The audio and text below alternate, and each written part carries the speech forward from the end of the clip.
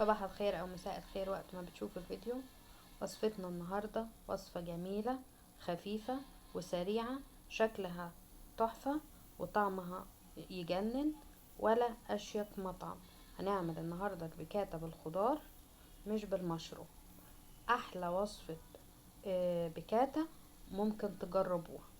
تابعيني لاخر الفيديو، هتتعلمي وصفة سهلة وسريعة وصحية كمان. خليكي معايا ويلا نبدأ وصفتنا على طول. معنا نص كيلو صدور فراخ بانيه، يعني مقطع شرايح.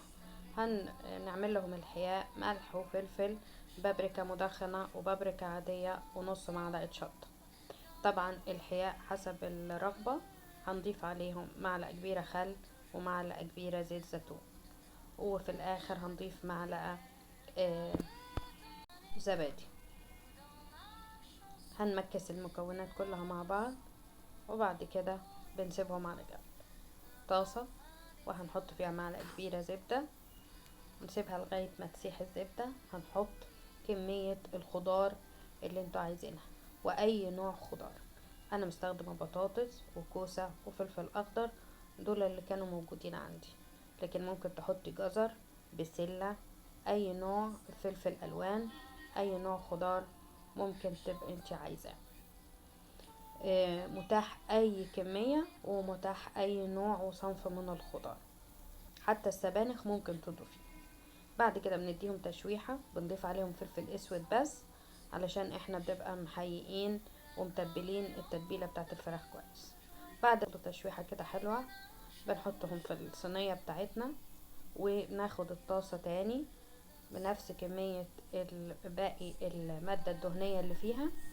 بنضيف عليها معلقة واحدة بس زيت زيتون او زيت عادي، وبعد كده بنحط كمية الفراخ اللي احنا عايزينها. بتاخد تشويحة في معلقة الزيت اللي حطيناها على باقي الزبدة اللي شوحنا فيها الخضار. بناخد الفراخ من الناحيتين لغاية ما تحمر كده، وبعد كده بنرفعها بنحطها على الخضار اللي احنا خدناه، بنرصها كده. طبعا الكميات حسب عدد الافراد. نفس الطاسة هنزود عليها برضو معلقة واحدة بس زيت زيتون او عادي. هنحط معلقة كبيرة دقيق وتوابل لحمة او توابل فراخ او صوص الديميجلاز، اي نكهة انتوا تحبوها او تسيبوها بالدقيق بس. هنديهم تقليبة كده، وبعد كده بنحط مية حوالي كوباية او كوباية ونص، برضو الكمية حسب الكمية اللي انت عاملاها في الفراخ.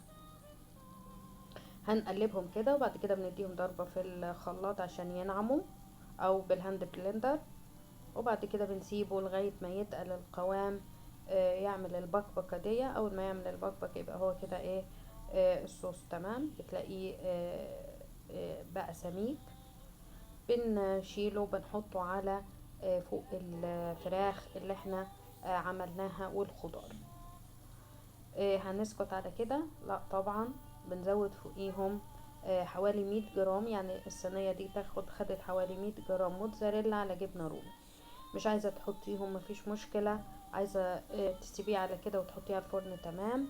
الموتزاريلا بتديها طعم جميل جدا هي والجبنة الرومي، تيست ونكهة حلوة اوي. طبعا طريقة السوا، فرن محمى مسبقا على اعلى درجة، الرف الاوسط، بتاخد حوالي ساعة وتطلع معاكي احلى بيكاتا بالخضروات. مش عايزة اقولك الطعم بامانة منتهى الروعة. اكلة صحية جميلة خفيفة وسريعة. جربوها ومش هتندموا. لسفرة جديدة، تغيير للأكل. أكيد الأولاد هيحبوها لأنهم بيحبوا الأكلات السريعة بتاعة المطاعم.